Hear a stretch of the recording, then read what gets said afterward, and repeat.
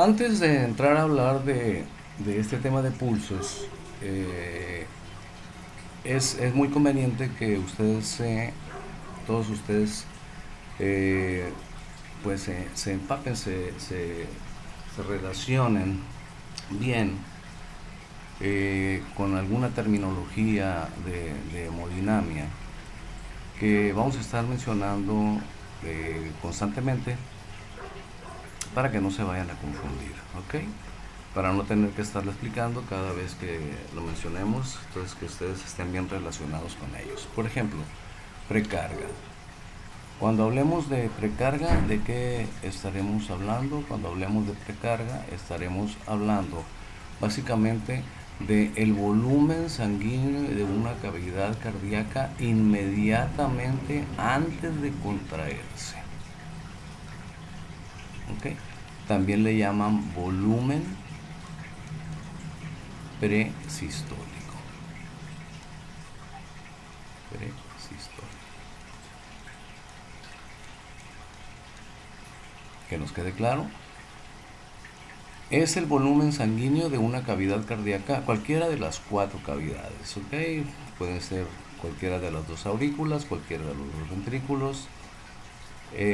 La cantidad de sangre que tiene inmediatamente antes de contraerse, es decir, su volumen pre, o sea, antes, sistólico. El volumen que tienen antes de contraerse. Postcarga. No nos dejemos confundir, porque pudiéramos pensar si precarga es la cantidad de sangre que tiene pues una cavidad antes de contraerse, postcarga ha de ser la cantidad de sangre que le queda. No, para nada. La postcarga es la resistencia vascular, la resistencia que tiene en contra una cavidad, en este caso que estamos hablando del ventrículo izquierdo, la resistencia que tiene en contra el ventrículo izquierdo para abrir la válvula que necesita abrir para que salga la sangre hacia la arteria aorta. En este caso estaríamos hablando, por supuesto, de que la poscarga del ventrículo izquierdo pues es la resistencia que opone la arteria aorta, o mejor dicho, la resistencia que opone la impedancia, ¿sí? Se le llama también, que opone la arteria aorta a través de la sangre que tiene, ¿sí? De su presión diastólica. Y esta resistencia es en contra de la eyección de la sangre del ventrículo izquierdo. Es decir, tratando de ser un poquito más claro, para que el ventrículo izquierdo pueda contraerse y eyectar el volumen sanguíneo que va a expulsar en cada sístole, tiene que vencer a la poscarga. Y la poscarga normalmente de cuánto es, lo explicamos aquí. ¿Sí? La poscarga, dijimos, va a ser lo mismo que la presión diastólica, va a ser exactamente lo mismo, y también se le llama, como veremos cuando hablemos del tema de presión arterial, también se le llama resistencia periférica, y que ya mencionamos que vienen siendo aproximadamente 80 milímetros de mercurio. Esta es la poscarga, que es la presión que tiene la aorta y sus ramificaciones durante la diástole, y que se opone o está en contra de la apertura de la válvula aórtica. Pudiéramos hacer, para que nos quede un poquito más claro, a lo mejor peco déjame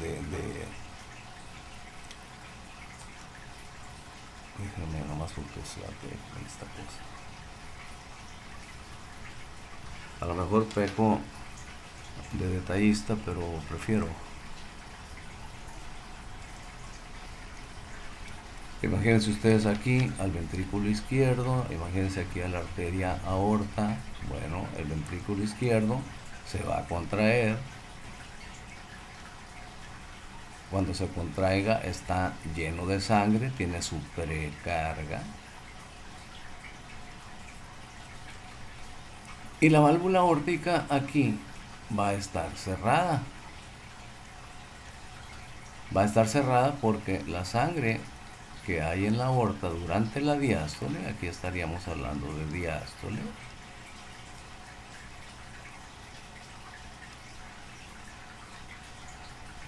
la sangre que hay aquí durante la diástole tiene cerrada a esta válvula aórtica.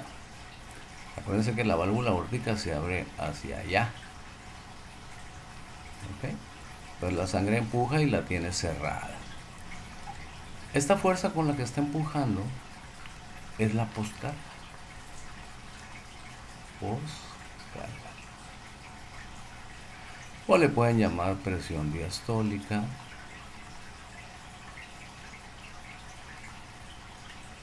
O le pueden llamar resistencia periférica, como lo veremos más adelante. Entonces, poscarga, nuevamente, es la resistencia vascular contra la cual tiene que contraerse un ventrículo para abrir la válvula correspondiente y eyectar su precarga.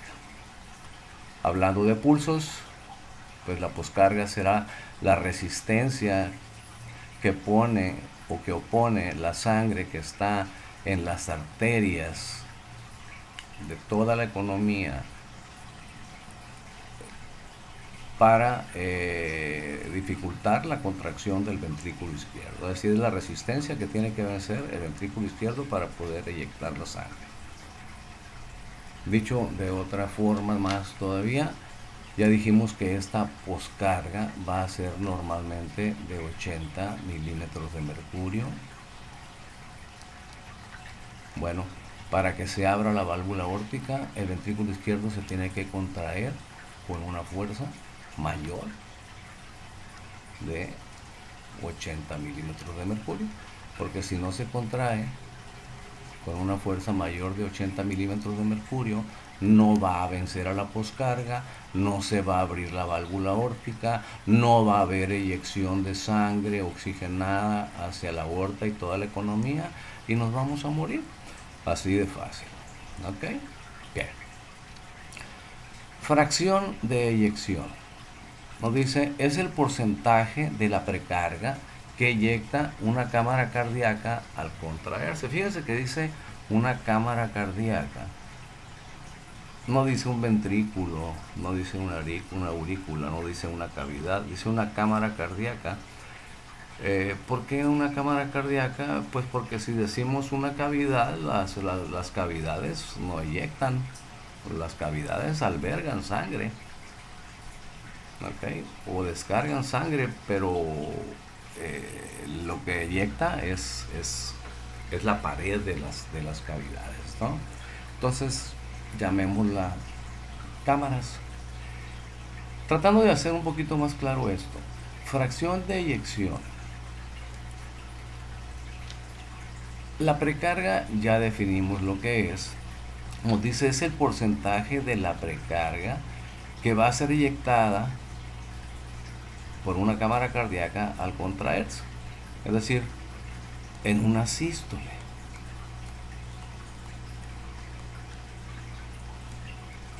Simplificando las cosas, sería lo siguiente. Del total de sangre que tiene el ventrículo izquierdo inmediatamente antes de contraerse, ¿qué porcentaje va a eyectar? ¿Va a eyectar el 100%? No, no va a eyectar el 100%, nunca.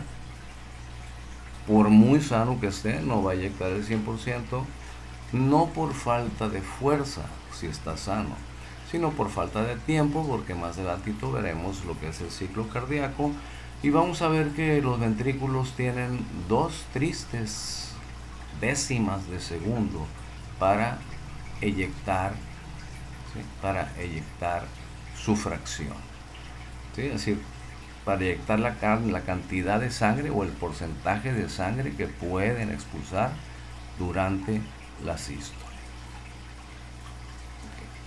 Y vamos a ver cuáles son las fracciones de eyección normales. Ahorita no nos vamos a meter en eso todavía, pero sí que nos quede claro, ¿no? Fracción de eyección es el porcentaje de sangre que eyecta una cámara cardíaca en relación a su precarga.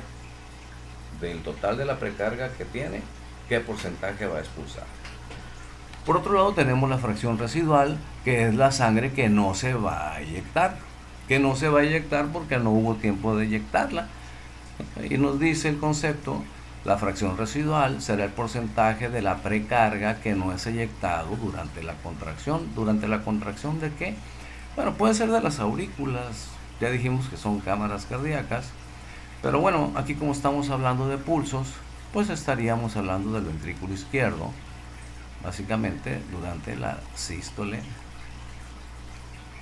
del ventrículo izquierdo. Nuevamente lo ponemos. Fracción de eyección es el porcentaje de la precarga que sí eyecta. Fracción residual es el porcentaje de sangre que no puede eyectar. Ahorita hablaremos ya de valores promedio, ¿no? La fracción de eyección y la fracción residual las podemos nosotros, o se expresan, mejor dicho, en porcentajes, pero lo podemos nosotros transformar en unidades de medida más sencillas, como son los mililitros. Por ejemplo, el volumen sistólico, pues es la cantidad de mililitros de sangre que corresponden a la fracción de eyección de una cámara cardíaca. Por otro lado, el volumen residual es la cantidad de mililitros de sangre que corresponde a la fracción residual de una cámara cardíaca después de su contracción. Tal vez esté un poquito enredoso el concepto, y lo peor del caso que yo lo hice, pero trato de ser un poquito más claro. Miren, vamos a suponer que el ventrículo izquierdo tenga una precarga de 150 mililitros de sangre, por supuesto, ¿no? Esta es su precarga, es la cantidad de sangre que tiene antes, y en realidad es el promedio de sangre que maneja. Es la cantidad de sangre que tiene inmediatamente antes de contraerse. Cuando se contrae, va a tener 0.2 segundos, ¿sí? 2 décimas de segundo para eyectar su precarga. Va a alcanzar a eyectarla toda, los 150 mililitros, en 2 décimos de segundo. La respuesta es nuevamente no. Va a eyectar un porcentaje. Lo normal, ¿sí? Lo normal que puede eyectar es entre el 50 y el 65%, lo que llamamos FEBI. FEBI, fracción de eyección del ventrículo izquierdo. Entre el 50 y el 65% de ¿qué? De su precarga. Es decir, entre el 50 y el 65% de estos 150 mililitros será su fracción de eyección. Por lo tanto, su fracción residual, es decir, la sangre que no va a poder eyectar, va a ser entre el 35 y el 50%.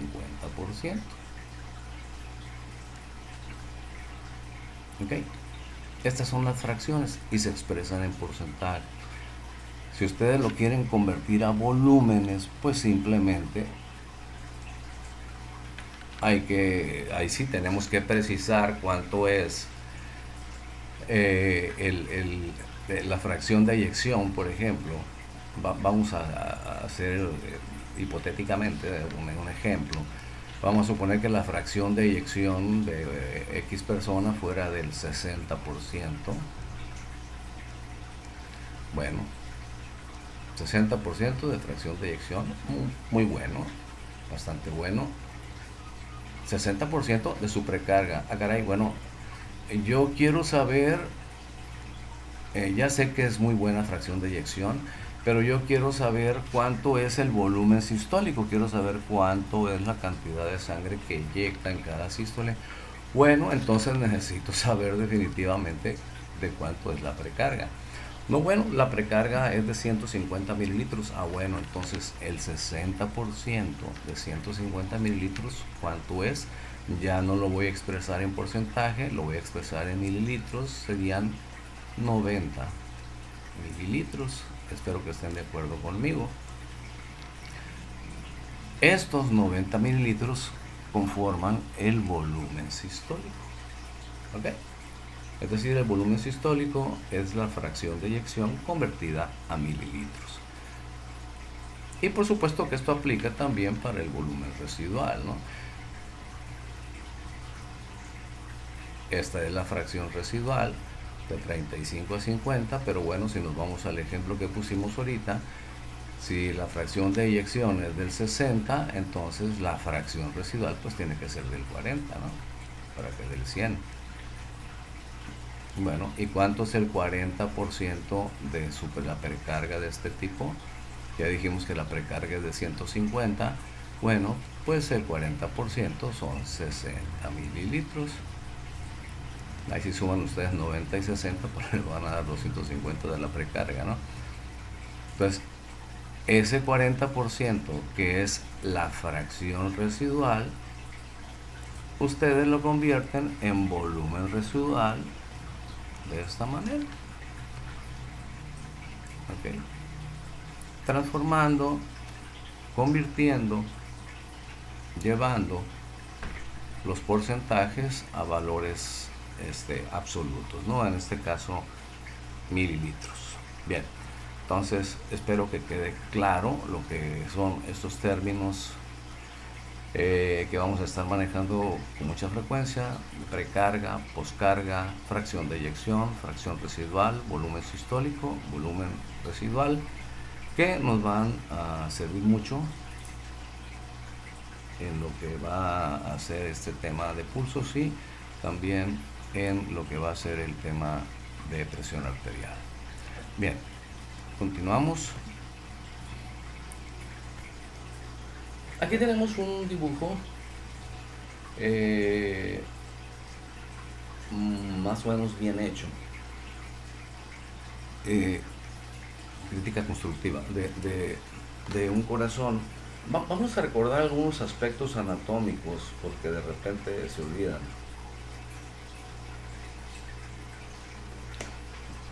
Recuerden que el corazón tiene 4 cámaras, tiene 2 aurículas, la aurícula derecha, la aurícula izquierda, el ventrículo derecho, 2 ventrículos tiene también, y el ventrículo izquierdo, y ya saben ustedes que aurícula derecha comunica con aurícula derecha con ventrículo derecho, y del lado izquierdo pues igual, ¿no? La aurícula izquierda va a comunicar con el ventrículo izquierdo. ¿Cómo comunican? A través de unas válvulas que son estas, que se abrirán en este sentido, que es esa que está ahí y esta que está acá, a las cuales llamaremos válvulas aurículo ventriculares.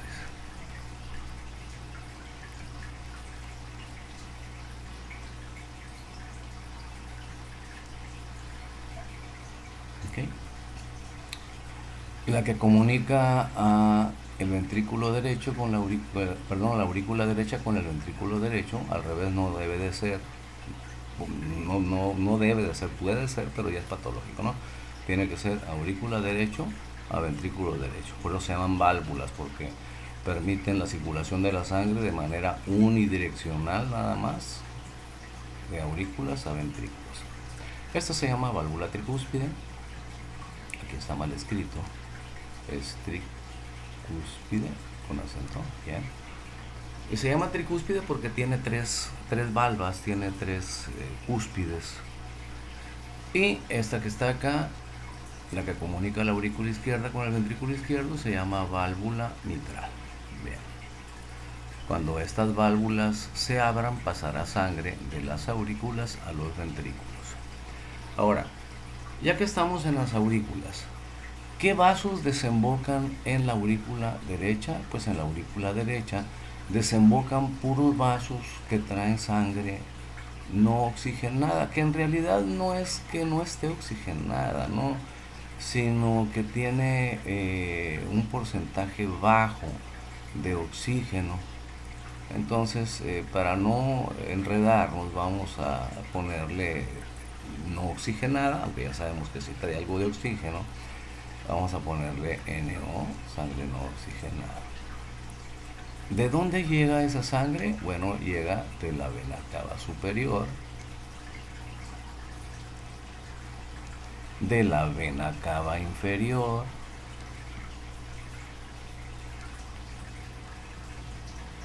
aquí está su desembocadura, aquí está la desembocadura de la vena cava superior, y de otra venita que está por acá, que aquí no nos la mencionan, pero es una desembocadura que se llama seno coronario.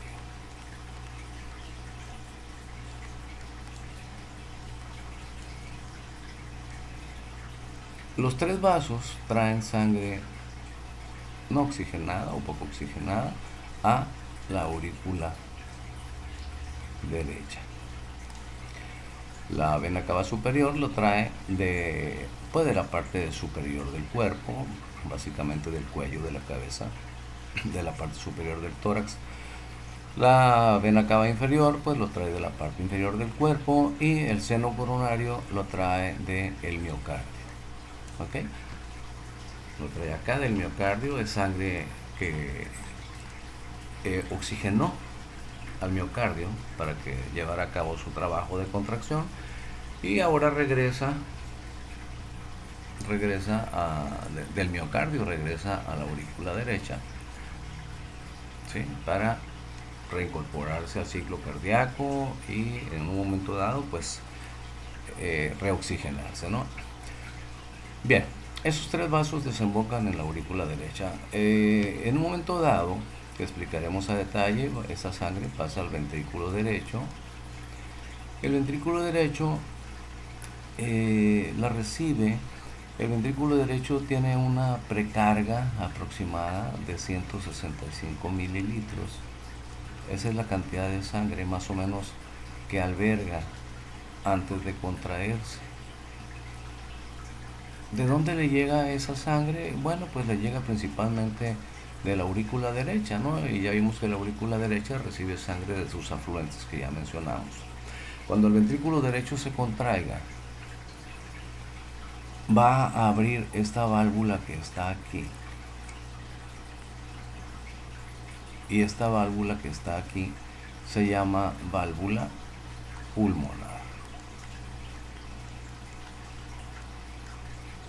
¿Por qué se llama válvula pulmonar? Porque al abrirse esa válvula va a permitir que la sangre pase a esta arteria gruesa que se llama tronco pulmonar. Ese tronco pulmonar lleva la sangre no oxigenada.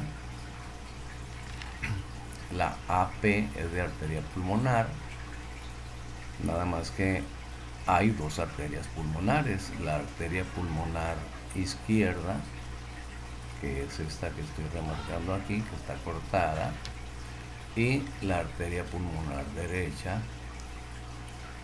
que es esta que está acá. Estas arterias pulmonares, pues como su nombre lo dice, llevarán la sangre no oxigenada a los pulmones para que se oxigene, ¿no? Para que se lleve a cabo ahí la hematosis.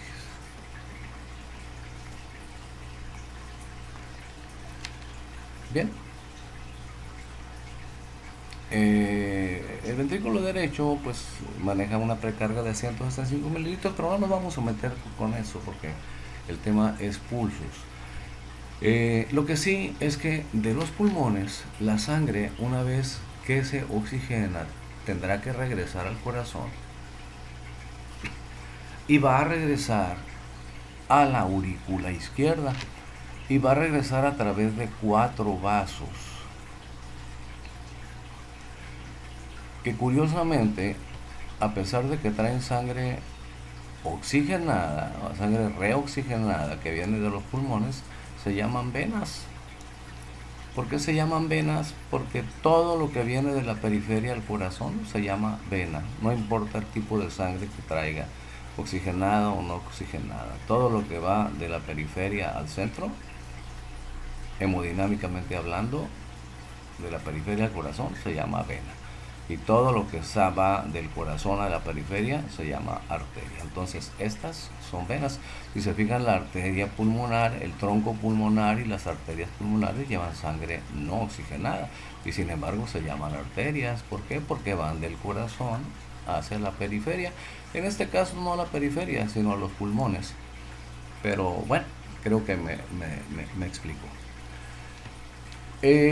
Del pulmón izquierdo vienen dos venas pulmonares, del pulmón derecho vienen otras dos venas pulmonares. Y estas venas pulmonares, como señalan las flechas blancas, llevan la sangre en ese sentido. ¿Hacia dónde? Hacia la aurícula izquierda. Vamos a ponerle aquí sangre oxigenada. La aurícula izquierda recibirá esa sangre y eventualmente pasará esa sangre. Fíjense bien, es sangre que viene de 4 afluentes. Aquí se ven 2 hoyitos nada más, pero pues faltan los otros 2, que con mucho gusto yo se los voy a poner acá, que es la desembocadura de las venas pulmonares del lado derecho, ¿no? Traen sangre oxigenada. Esa sangre oxigenada eventualmente en su momento abrirán la válvula mitral para que, como nos marca la flecha blanca, esa sangre pase al ventrículo izquierdo. Ya dijimos que ese ventrículo izquierdo maneja una precarga en promedio aproximada de 150 mililitros. Si ustedes leen diferentes libros, diferentes autores, es muy probable que estas cantidades cambien, ¿no? Habrá quienes dicen que 170, habrá quienes dicen que 100. Bueno, estoy hablándoles de valores promedio porque pues ni los mismos especialistas ni las mismas personas que hacen estos libros o que nos dan estos datos se ponen de acuerdo en cuánto es, pero bueno, hablamos de promedios. La precarga de 150 mililitros. Ya dijimos que este ventrículo izquierdo se tiene que contraer con una fuerza más o menos considerable para abrir esta válvula, que es la válvula aórtica.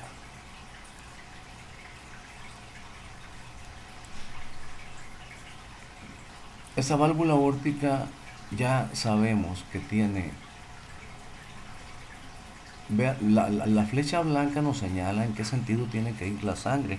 Bueno, ahora yo le voy a poner una flecha negra en sentido contrario para marcarles la poscarga,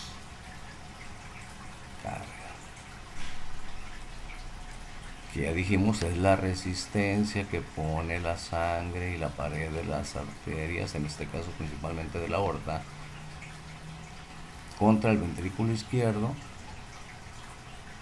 No porque no quieran que se abra la válvula aórtica, simplemente es porque durante la diástole hay sangre en toda la economía. Entonces esta presión, esta poscarga, una vez más lo menciono, que también se le llama presión diastólica o resistencia periférica, será más o menos de 80 milímetros de mercurio. Entonces este ventrículo izquierdo tendrá que contraerse con una fuerza mayor de 80 milímetros de mercurio para que esta válvula se abra y la sangre salga eyectada. ¿Ok? Bien. Esta es una explicación breve, bastante breve, de la anatomía. ¿Sí? Recuerden también, por ejemplo, que el seno coronario tiene una valvulita poco recordada, que se llama válvula de Tevesio.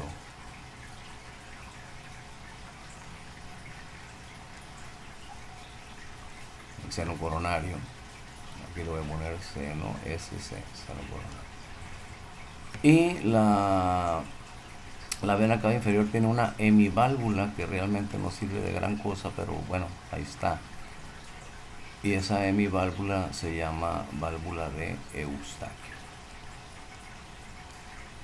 Son epónimos si ustedes quieren, y los epónimos se supone que están ya en plan de desuso, lo cual yo veo muy difícil, dado que nos sirven mucho para recordar algunas estructuras. Las conocemos más por los epónimos que por el nombre de la estructura anatómica que representa. Bien, aquí dejamos este segundo video.